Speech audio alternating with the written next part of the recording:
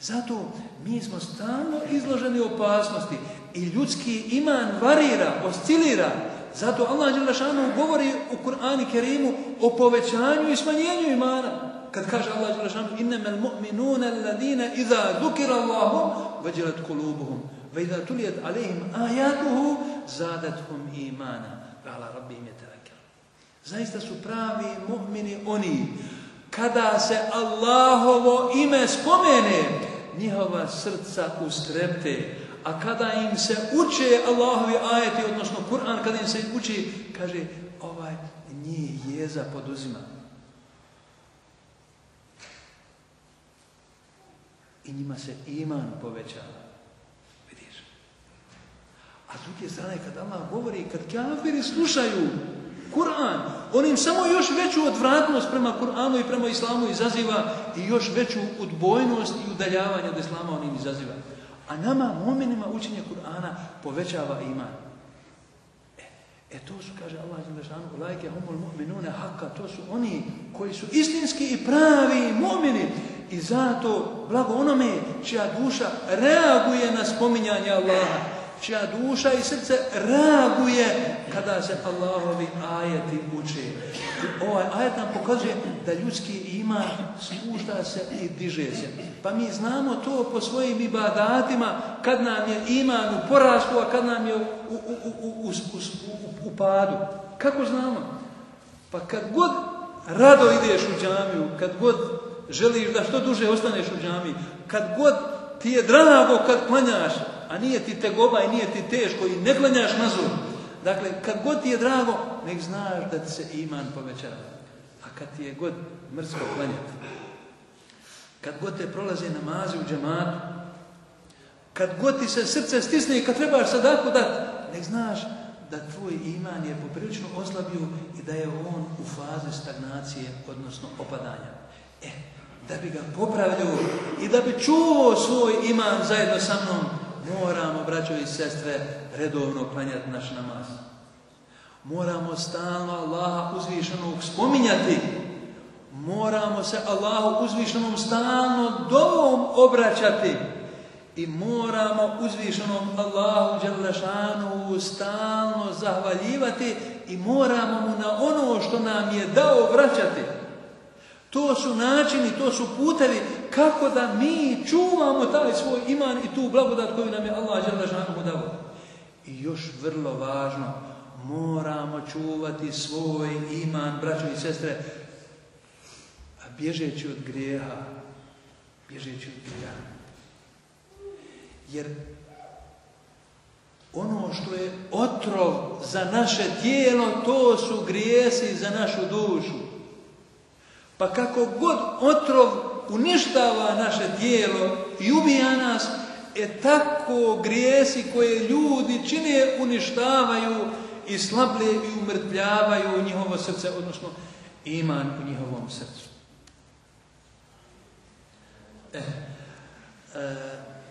Vidite, nezamislivo je da čovjek sačuva, braćo i sestre, svoj iman bez namaza. Jer nije uzvišni Allah dželle šanuhu džaba propisao namaz u toku 24 sata u raznim vremenskim periodima. U raznim.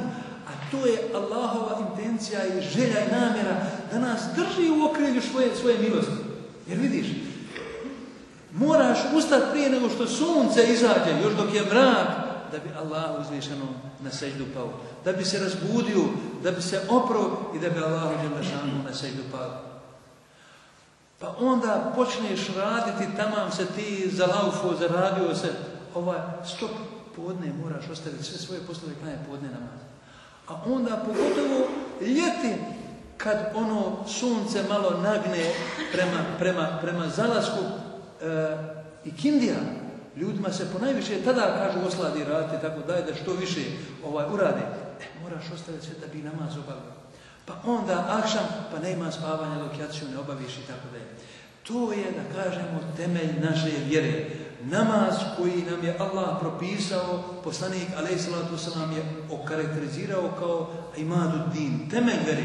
Pa je rekao, femen eqameha fekad eqamed din. Ko čuva namaz, on čuva svoju vjeru. وَمَنْ تَرَكَهَا فَقَدْ هَدَمَ الدِّينَ. A onaj ko napušta namaz, on ruši svoju vjeru. On podriva temelje svoje vjere. Zato je nezamislivo sačuvati svoj islam bez ove temeljne vjerske obaveze, bez namaza. Zatim, Allah dželle šanuhu stalno spominje. Nije bilo prilike ni situacije u kojoj Allahov poslanik nije spominjao Allaha uzvišenog subhanahu wa ta'ala. Jedino mjesto to je bilo kad poslanik alejhi salatu vesselam uđe u zahod, u WC. Ali čim bi izađe iz zahoda učio je dovu gufraneke. Gospodaru, oprosti mi. A što? On od Allaha moli oprost da mu oprosti zbog toga što je proveo jedan dio vremena gdje nije mogao spominjati Allaha dželle šanuhu. Kad bi kretao na put, kad bi putovao, kad bi dolazio s puta, kad bi ulazio u džamiju, iz džamije, u banju, iz banje, kad bi sjedao za sofru, kad bi ustajao iza sofre, kad bi pio vodu, u svim životnim situacijama poslanik alejhi salatu vesselam je Allaha spominjao. Jer šala nije spominjati Allaha uzvišenog subhanahu wa ta'ala. Allah dželle šanuhu kaže spominjite me pa ću se ja vas spominjati. Odnosno sjećajte me se pa ću se ja vas sjećati. Evo Mustafa Efendija večeras to učio na namazu. Fezkuruni azkurkum. Spominjite me pa ću ja vas spominjati. U hadisu kaže ko Allaha spomene u tajnosti i Allah njega spomene u tajnosti. Ako Allaha spomene u društvu, Allah njega spomene u još odlikovanijom društvu nego u kojem se on nalazi. A poslanik alejhi salatu vesselam rekao, kaže primjer onoga koji spominje Allaha dželle šanuhu je kao primjer čovjeka kojega tjeraju njegovi neprijatelji, a on se sklonio u sigurnu tvrđavu. I vidite, za namaz, za post, za hadž, za zekat imaju tačno precizirane i propisane norme, mjere, načini, vrijeme, mjesto i tako dalje. Ali Allah dželle šanuhu za zikr kaže uzkurullaha zikran kathira wasabbihuhu bukratan wasila. Allaha puno spominjite i sjećajte ga se i jutrom i večerom. Dakle, u svim životnim situacijama. A što? Da bi se spominjući Allaha uzvišenog vezali za Allaha kao najjaču zaštitu, kao najjaču potporu u životu. Da bismo spominjući Allaha uzvišenog zaslužili okrilje Allahove dželle šanuhu milosti i Allahovu pomoć. A ako zaslužimo Allahovu milost i Allahovu pomoć, onda mi smo prebrodili krizu. Jer Allah dželle šanuhu kaže in yansurkumullahu fala ghaliba lakum. Ako vas Allah pomogne, pa ko je taj ko će vas nadvladati? وَإِنْ يَخْذُلْكُمْ فَمَنْ ذَا الَّذِي يَنْصُرْكُمْ مِنْ بَعْدِهِ. Ali ako vas on ponizi i ostavi bez svoje zaštite, ko je taj ko će vam čast vašu vratiti i dostojanstvo? Zato, braćo i sestre, kako Allah kaže وَعْتَصِمُوا بِاللَّهِ, vežite se za Allaha. هُوَ مَوْلَاكُمْ, on je vaš prijatelj, on je vaš zaštitnik. فَنِعْمَ الْمَوْلَى وَنِعْمَ النَّصِيرُ. Kako je on divan zaštitnik i prijatelj i kako je on divan pomagač. Zatim, braćo i sestre, Allaha dželle šanuhu stalno dozivamo u našim dovama. Kaže Allahov poslanik, u stvari kaže Allah dželle šanuhu وَقَالَ رَبُّكُمُ ud'uni astajib lakum. I vaš gospodar je rekao zovite me, ja ću vam se odazivati. Ili kako Allah dželle šanuhu kaže وَإِذَا سَأَلَكَ عِبَادِي عَنِّي فَإِنِّي قَرِيبٌ. Kad te moji robovi o meni upitaju gdje sam ti, reci ja sam vrlo blizu. Uđibu da'vata da'i idha da'an. Ja se odazivam molbi onoga kome zovne, kome traži, kome doziva. فَلْيَسْتَجِيبُوا لِي وَلْيُؤْمِنُوا بِي لَعَلَّهُمْ يَرْشُدُونَ. Ali neka se i oni odazovu u meni. I neka me vjeruju ako hoće da su na pravom putu. A Allah nam dželle šanuhu kaže ja ayyuhalladhina amanu stajibu lillahi wa lirrasuli idha da'akum lima yuhyikum.